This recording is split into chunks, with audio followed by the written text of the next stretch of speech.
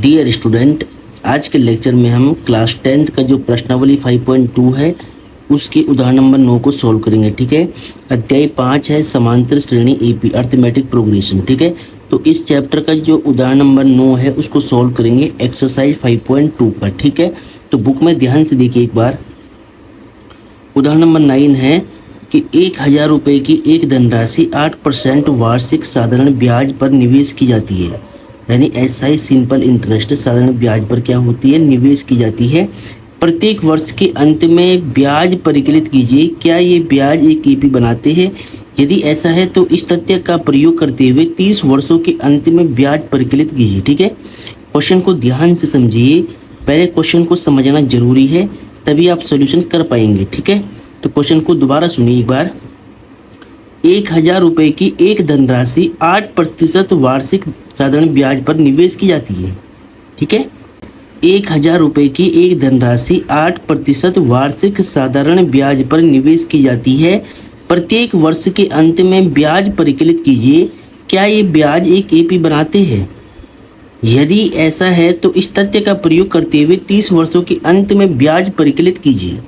तो आपको क्या करना है, देखिए आपको मूलधन दिया हुआ है 1000, रेट ऑफ इंटरेस्ट कितना 8% का दिया हुआ है। समय आप देखिए प्रत्येक वर्ष के अंत में, मतलब पहले 1 साल के लिए आप निकालोगी, टाइम को 1 साल लोगी, फिर 2 साल लोगी, फिर 3 साल लोगी, ऐसे ऐसे करके आपको एक एपी फॉर्म करनी है, एक एपी बनानी है। एक एपी बनाने के बाद आपको क्या बताना है कि यदि ऐसा है यानी वो एपी बन रही है तो इस तथ्य का प्रयोग करते हुए 30 वर्षों के अंत में ब्याज परिकलित करना है। ठीक है, 30 वर्षों के अंत में कितना ब्याज होगा वो आपको बताना है। तो सारी बातें मैं आपको स्टेप बाय स्टेप लिख के समझाता हूँ। ठीक है, तब आपको समझ में आएगा। क्वेश्चन भी इंपॉर्टेंट है, एग्जाम में आ सकता है। ठीक है, तो डियर स्टूडेंट, क्वेश्चन आपने पढ़ लिया है, अब सॉल्यूशन कैसे करना है, बोर्ड एग्जाम की कॉपी में कैसे लिखना है वो आपको ध्यान से समझना है। ठीक है, तो सबसे पहले तो हम लिखते हैं यहाँ पर सॉल्यूशन। एग्जाम्पल नंबर कौन सा है, ये 9 है। ठीक है, उदाहरण नंबर 9 है। अब क्या करेंगे, सबसे पहले देखिए हम दिया है। ठीक है, एग्जाम में इसी फॉर्मेट में लिख के आना है, कॉपी में दिया है, इंग्लिश में गिवन बोलते हैं। क्या दिया है, मूलधन। ठीक है, जो अमाउंट है वो मूलधन होता है, तो मूलधन यानी प्रिंसिपल अमाउंट, मूलधन को बोलते हैं पी शॉर्टकट फॉर्म में। तो कितना है पी, 1000 रुपीज, 1000 रुपीज यानी 1000 रुपये दिया हुआ है। रेट ऑफ इंटरेस्ट कितना है, ब्याज की दर। ठीक है, तो हम यहाँ पे शॉर्ट में क्या लिखेंगे, दर यानी आर। रेट ऑफ इंटरेस्ट यानी आर कितना है, 8% वार्षिक दर से। ठीक है, उसके बाद समय। तो देखिए समय सबसे पहले आप क्या करेंगे, प्रत्येक वर्ष के अंत में आपको निकालना है। तो समय को हम टी लेंगे, तो टी मतलब सबसे पहले एक वर्ष के अंत में निकालेंगे, फर्स्ट वर्ष में निकालेंगे। पहले साल में कितना होगा, एक यानी 1 ईयर होगा। पहले साल को लेंगे 1 ईयर। ठीक है, एक वर्ष। तो एक वर्ष के अंत में पहले हम साधारण ब्याज निकालेंगे, फिर 2 वर्ष के, फिर 3 वर्ष के, 4 वर्ष के, ऐसे ऐसे करके हमें एक एपी मिल जाएगी। ठीक है, तो हम स्टार्ट करते हैं। ठीक है, तो समय मैंने यहीं पे लिख दिया है, आप चाहो तो अलग से लिख सकते हैं, प्रथम वर्ष के लिए ब्याज। ठीक है, तो अब स्टार्ट करते देखिए ध्यान से, हम यहाँ पे लिखेंगे प्रथम मतलब एक, प्रथम वर्ष के लिए, प्रथम वर्ष के लिए साधारण ब्याज, साधारण ब्याज। तो प्रथम वर्ष के लिए साधारण ब्याज हम निकालेंगे, तो फॉर्मूला क्या होता है, सिंपल इंटरेस्ट का ऐसा ही का, P into R into T upon में 100 होता है। ठीक है, तो पहले वर्ष के लिए हमें निकालना है, तो पी की वैल्यू सेम ही है 1000।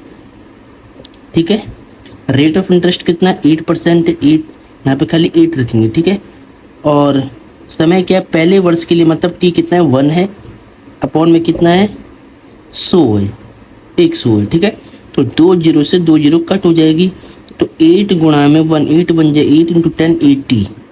ठीक है, तो 80 रुपीज का क्या होगा, साधारण ब्याज होगा फर्स्ट ईयर में यानी पहले वर्ष में। ठीक है, अब हम क्या करेंगे, सेकेंड ईयर में मतलब द्वितीय वर्ष, द्वितीय वर्ष के लिए साधारण ब्याज।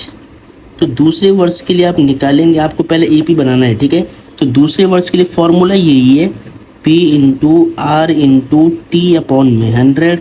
अब चेंज क्या होगा बस यही समझना है, पी सेम वही है 1000, ठीक है। रेट ऑफ इंटरेस्ट 8 है। अब यहाँ पर समय चेंज होगा दूसरे वर्ष के लिए, मतलब क्या है कि टी की वैल्यू यहाँ पे 2 रखना है, बस इसका ध्यान रखना है आपको, ठीक है। पहले वर्ष के लिए टी की वैल्यू हमने 1 लिखी, दूसरे वर्ष के लिए ब्याज निकालेंगे तो हम यहाँ पे टी की वैल्यू 2 रखेंगे अपॉन में 100। अब 2 जीरो कट हो जाएगा, 8 दूनी 16, 16 का मल्टीप्लाई 10 से करेंगे तो 160 रुपीज़, ठीक है। 160 रुपीज़ क्या हो गया, दूसरे वर्ष के अंत में ब्याज का अमाउंट हुआ, ठीक है। अब तृतीय वर्ष यानी तीसरे वर्ष, तृतीय वर्ष के लिए साधारण ब्याज, ये अंत में बोल सकते हैं आप। तो तीसरे वर्ष के लिए साधारण ब्याज कितना होगा, फॉर्मूला वही यूज करना है, P into R into T by 100। ये साधारण ब्याज का फॉर्मूला होता है। पी का मान कितना है 1000 है, बस समय चेंज होगा। रेट ऑफ इंटरेस्ट कितना 8 है। अब देखिए तीसरे वर्ष की बात कर रही है तो यहाँ पे टी की वैल्यू आपको 3 रखना, बस यही चेंज करना है हर बार। अपॉन में 100 होता है फॉर्मूले में, 0 से 0 कट हो गया, 2 जीरो कट हो गया, आते हैं 24, 24 इंटू 10 240, 240 रुपीज़ का क्या हो गया, सिंपल इंटरेस्ट हो गया तीसरे वर्ष के अंत में। इसी प्रकार आप निकालेंगे चौथे वर्ष के अंत में साधारण ब्याज, तो यहाँ पे टी की वैल्यू 4 करनी पड़ेगी। तो आपको ज़्यादा निकालने की ज़रूरत नहीं है, आप यहाँ पर सीधे लिखेंगे क्योंकि एपी, तो एपी क्या होगा आपके पास, पहले तो 80 रुपीज़ है, फिर 160 है, 240 है। इसी प्रकार आप आगे जाओगे आपको एक एपी मिल जाएगी, मतलब आगे जाने पर और भी इसकी संख्याएं वैल्यू आएगी, आगे जाने पर और भी वैल्यू आपके पास आएगी। अगर आप चौथे वर्ष के लिए निकालेंगे तो यहाँ पर कितना आएगा, यहाँ पर आते हैं 24, 8 चौक 32 यानी 320 आएगा। ऐसे आप आगे निकालेंगे तो आपको एपी मिल जाएगी इस प्रकार से, ठीक है। अब आपको क्या करना है, इस आपने एपी बना दिया है, पहले वर्ष, दूसरे वर्ष, तीसरे वर्ष का अमाउंट लिख कर के आपने, मतलब ब्याज लिख कर के आपने एक एपी बना दिया है। इस एपी का प्रथम पद निकालना है पहले, तो प्रथम पद क्या है 80 है, दूसरा पद क्या है 160 है। अब क्या करेंगे हम, सार्वंतर निकालेंगे, सर्वांतर, तो सर्वांतर डी की वैल्यू कितनी होगी, A2 माइनस A1 फॉर्मूला होता है। A2 कितना है 160 माइनस में 80, तो कितना होगा 80 बचेगा, ठीक है। तो देखिए सभी के बीच का डिफरेंस बिल्कुल 80 का आ रहा है, मतलब ये एक एपी बनाती है, ठीक है।